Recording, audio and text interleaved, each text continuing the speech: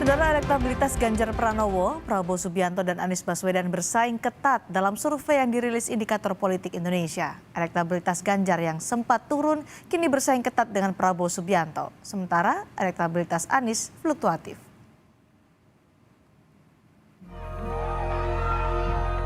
Indikator Politik Indonesia merilis hasil survei elektabilitas bakal calon presiden 2024 yang dilakukan 30 April hingga 5 Mei 2023.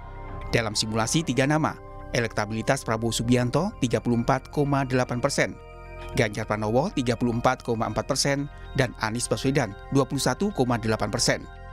Elektabilitas Ganjar Pranowo naik 6,5% dibandingkan survei sebelumnya, usai dideklarasikan PDI Perjuangan sebagai bakal capres.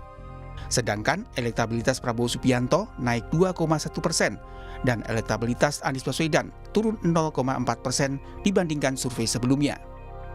Kemungkinan nama-nama bakal capres di 19 nama yang tidak ikut kita sertakan dalam simulasi 3 nama itu lebih banyak yang lari ke Pak Prabowo ketimbang ke Ganjar, meskipun selisihnya dalam margin of error ya. Nah, suara Mas Anies juga naik loh, dari 15 jadi 21,8%. Nah, tapi kalau kita lihat awal Mei trennya begini, Ganjar rebound, Pak Prabowo naik, tetapi slope kenaikan Ganjar lebih tinggi ketimbang slope kenaikan Pak Prabowo dibanding bulan April.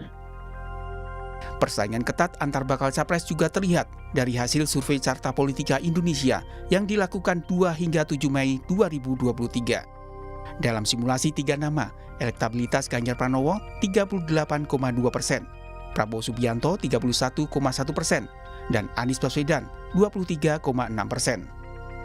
Elektabilitas Ganjar Pranowo naik 6,8% dibandingkan survei bulan April usai dideklarasikan PDI Perjuangan sebagai bakal capres. Sementara elektabilitas Prabowo Subianto turun 2% dan elektabilitas Anies Baswedan turun 1,6%. Mas Ganjar ada di angka 38,2%, Pak Prabowo dengan angka 31,1%, Mas Anies dengan 23,6%, yang menyatakan diri menjadi undecided voters sudah di angka yang bisa dikatakan cukup kecil, dengan sisa waktu 9 bulan ada di angka hanya 7,1%. Jadi sudah agak mengkristal. 10 hari setelah dilakukan deklarasi, kita lakukan survei, angkanya kemudian melejit menjadi 38,2%.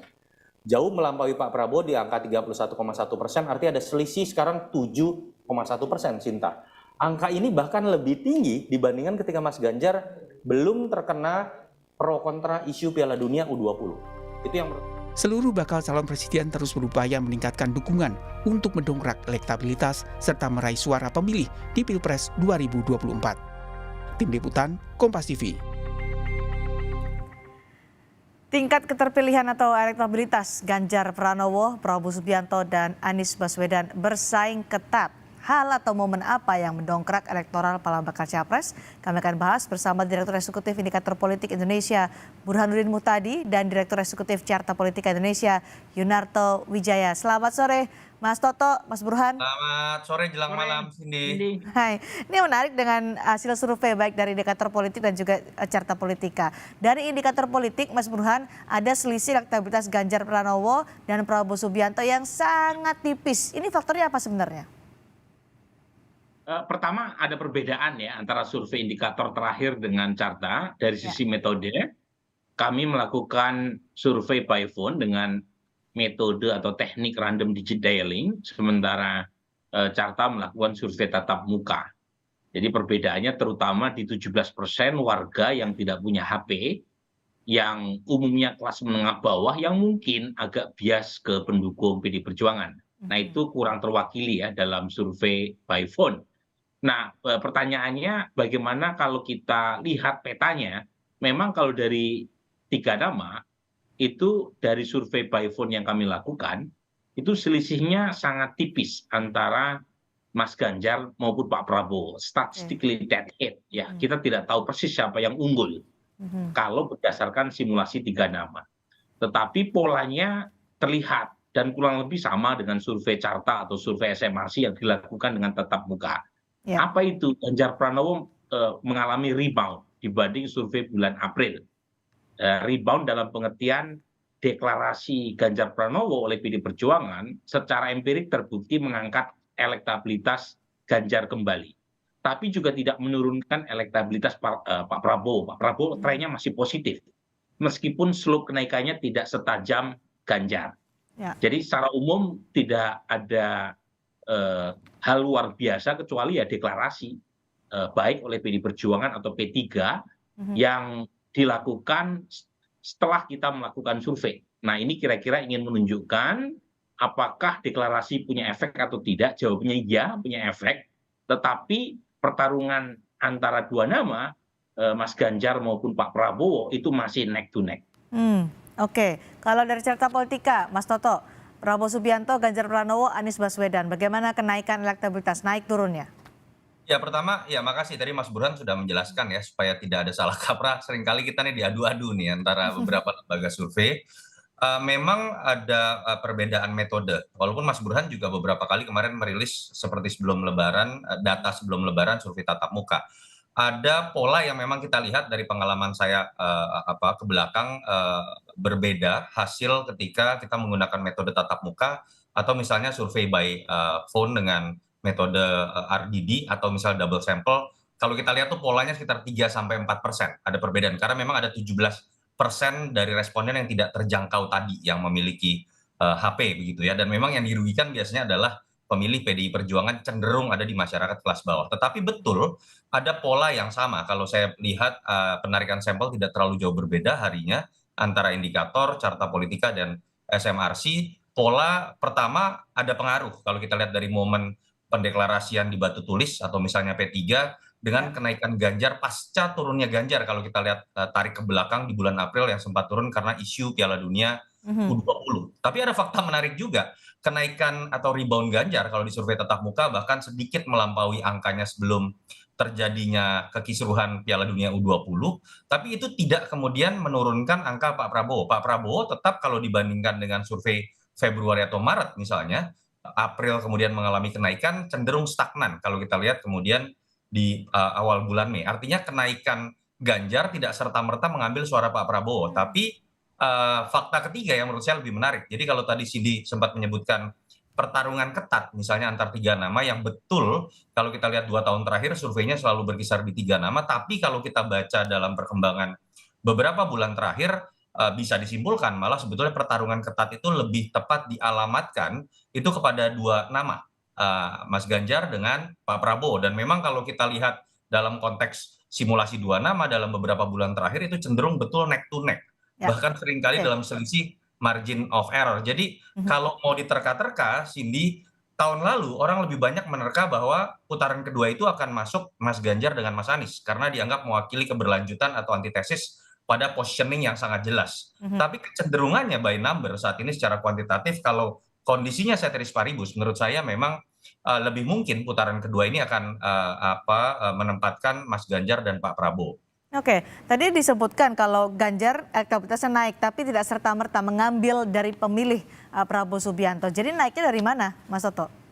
Ya, kalau dari temuan survei carta sebetulnya memang dari undecided yang pertama ya. Kedua ada beberapa data cross tabulasi kalau kita lihat ada beberapa daerah yang biasanya cenderung dinikmati oleh Mas Anies, misalnya seperti daerah Jawa Barat, daerah Banten dan DKI, ada kecenderungan kenaikan Mas Ganjar juga. Jadi kalau secara kuantitatif bisa juga dibuat sebuah hipotesa ada beberapa segmen suara dari Mas Anies yang juga diambil oleh Mas Ganjar, walaupun di bulan April itu juga dilakukan oleh Pak Prabowo dengan mengambil sebagian segmen dari pemilih Mas Anies. Oke, kalau demikian ceritanya ini yang paling rawan Anies Baswedan. Begitu dari indikator politik juga, Mas Burhan?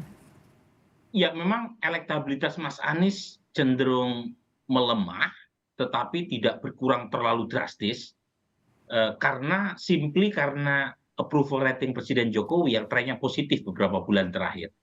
Jadi data kami sekitar 22% ya pemilih Mas Anies Baswedan. Kebetulan approval rating Pak Jokowi 78%. Jadi ya beliau lebih banyak mengambil segmen pemilih yang tidak puas. Nah di sini trikinya, kalau misalnya Mas Anies concern terhadap narasi perubahan, di saat approval rating Presiden Jokowi meningkat, maka yang tertekan justru adalah elektabilitas dirinya. Karena sulit untuk jualan narasi perubahan di saat 78% puas. Nah, mungkin akan menguntungkan kalau approval rating Pak Jokowi turun. Itu yang kami temukan bulan November 2022 ketika elektabilitas Mas Anies menyalip Pak Prabowo dan mengancam elektabilitas Ganjar di peringkat pertama. Saat approval rating Pak Jokowi drop 6 poin. Nah, pertanyaannya, apakah ada potensi approval rating Pak Jokowi turun selama 9 bulan ke depan? Kalau turun, jelas itu kabar baik buat Anies Baswedan. Oke, kita bicara soal momen karena tadi disebutkan juga oleh Mas Burhan, deklarasi ini punya pengaruh yang besar untuk meningkatkan elektabilitas bakal capres dalam surveinya. Kita tahu Prabowo Subianto selalu menjadi baca pres potensial, tapi kan sampai sekarang belum deklarasi secara resmi, beda seperti Ganjar Pranowo dan juga Anies Baswedan. Jika nanti Prabowo Subianto akhirnya deklarasi betul-betul mendeklarasikan diri akan menjadi bakal capres, apakah kenaikannya juga akan signifikan? Mas Burhan. Ya, memang ini bagian dari misteri Tuhan berikutnya ya, setelah jodoh dan kematian. Jadi pertama, yang sudah fix dan di atas kertas sudah mendapatkan tiket, itu baru 2 bakal capres. Ya. Anies Baswedan oleh 3 partai, Demokrat, PKS, dan Nasdem. Kemudian Ganjar Pranowo sebenarnya tambah dukungan P3 pun, PD Perjuangan cukup bisa mencapreskan Ganjar. Pak Prabowo sejak tahun lalu sudah dideklar sebagai capres, tapi baru oleh Gerindra. Jadi tidak cukup untuk bisa menominasikan Prabowo Subianto. Nah, pertanyaannya bagaimana kalau misalnya ada koalisi yang cukup mencapreskan Prabowo? Apakah bisa mengerek elektabilitas Prabowo atau tidak? Nah, saya sendiri tidak tahu karena belum ada kasusnya kan belum ada koalisi terutama PKB belum memutuskan Prabowo sebagai capres. Baru statement Faisal Reza kan, belum institusi PKB-nya. Jadi menurut saya perlu ditunggu lebih sabar apakah ada kejadian atau tidak. Teorinya sih harusnya mengangkat. Tetapi pertanyaannya siapa yang potensial terdampak kalau elektabilitas Prabowo meningkat setelah ada deklarasi resmi. Dugaan saya adalah akan menarik basis lama Prabowo Subianto yang sebelumnya mungkin memilih Anies. Ya. Jadi lagi-lagi bisa menekan terutama elektabilitas Anies karena sekarang elektabilitas Anies sebagian besar adalah dari basis Pak Prabowo 2019. Oke, Carta melihatnya gimana Mas Toto? Benarkah nanti akan terancam adalah pemilih Prabowo Subianto yang saat ini berada di Anies Baswedan? Apakah sama dengan Mas Burhan? Ya, pertama kalau ditanya pasti ada efek, pasti ya. Tetapi memang dramatisasinya tidak akan sebesar Ganjar Pranowo. Kita tahu ya, dari 2014 perdebatan mengenai siapa yang akan dimajukan PDIP menjadi sangat menarik, menjadi sebuah drama tersendiri. Dulu antara Ibu Mega sendiri atau Pak Jokowi. 2 tahun terakhir kita tahu drama mengenai apakah akan melanjutkan nama besar Soekarno, Mbak Puan, atau kemudian Mas Ganjar. Bahkan ada konflik internal di situ. Dan menjadi menarik juga karena memang ada kacamata yang melihat bahwa kecenderungan ketika ada PDI Perjuangan mencalonkan, orang kemudian ingin melihat apakah kemudian sejalan atau tidak dengan keinginan Pak Jokowi yang cenderung jauh-jauh hari kita sudah bisa melihat di antara pilihan Mbak Puan dengan Mas Ganjar lebih cenderung ke Mas Ganjar. Itu yang menyebabkan daya ledaknya menjadi besar. Menjadi kemudian menarik juga adalah saat terjadinya peristiwa deklarasi itu sebelumnya sudah ada drama yang cukup meledak juga ya terkait dengan perbedaan sikap dari PDI Perjuangan atau Mas Ganjar dengan Pak Jokowi. Sehingga kemudian kehadiran Pak Jokowi di batu tulis itu dianggap punya makna tersendiri yang membantah beberapa narasi yang menyebutkan Pak Jokowi tidak akan mendukung Ganjar atau akan mendukung calon yang lain. Misalnya seperti itu. Tapi pasti akan memiliki efek. Nah, yang menarik sebetulnya adalah data yang saya coba baca di Carta dan indikator ya, Cindy. Ketika kita baca narasi yang belakangan muncul kan adalah sepertinya terjadi perebutan klaim. Siapa yang lebih didukung oleh Jokowi. Dan itu menjadi sangat penting seperti tadi kata Mas Burhan, karena tingkat kepuasan publik dari Jokowi sangat tinggi. 78%, di saya 79%, LSI 82%. Artinya peluang menjadi kingmaker memang sangat besar. Terjadi perebutan klaim. Nah, yang menarik gini Cindy, ketika kita baca dalam data cross tabulasi pemilih Jokowi Ma'ruf 2019 dengan pilihan mereka di pemilu 2024 ini, ada data menarik ternyata mayoritas itu masih memilih Ganjar, pemilih Jokowi Ma'ruf. Artinya Pak Prabowo memiliki segmen di satu sisi ya, Mas Ganjar masih lebih unggul untuk mengklaim dukungan pemilih Pak Jokowi, tapi di sisi lain Pak Prabowo itu juga menarik. Dia punya 2 kekuatan di sini. sudah menarik sebagian pemilih Jokowi, tapi berhasil juga mempertahankan sebagian investasi elektoralnya Baik. yang sering itu dipersepsikan sebagai pemilih anti Jokowi. Itu yang menurut saya akan menjadi menarik pertarungan di antara kedua orang ini. Approval rating Jokowi meningkat dan potensi Jokowi menjadi kingmaker semakin besar. Tapi pada pidatonya di Musra kemarin, siapa yang didukung oleh Presiden Jokowi, siapa yang di-endorse ini kan juga masih menjadi misteri ilahi kalau sebut Mas Burhan tadi. Masih menjadi misteri, hanya Jokowi yang tahu. Tapi banyak yang akhirnya bertanya-tanya sebenarnya ke Ganjar atau ke Prabowo Subianto sih. Karena kisi-kisi atau ciri-ciri yang disebut oleh Presiden Jokowi itu masuk kedua-duanya, Mas Toto. Iya, kalau saya melihat jangan-jangan Pak Jokowi juga sedang menunggu arah angin dulu ya. Surveinya Mas Burhan ditunggu terus nanti tuh. Akan mengarah kemana. Nggak, artinya begini sini.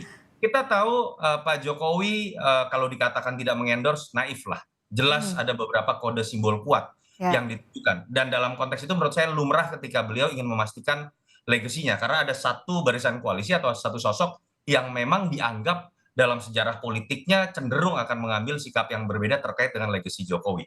Tapi apakah kemudian harapan relawan atau pemilih Pak Jokowi akan mengutarakan secara eksplisit?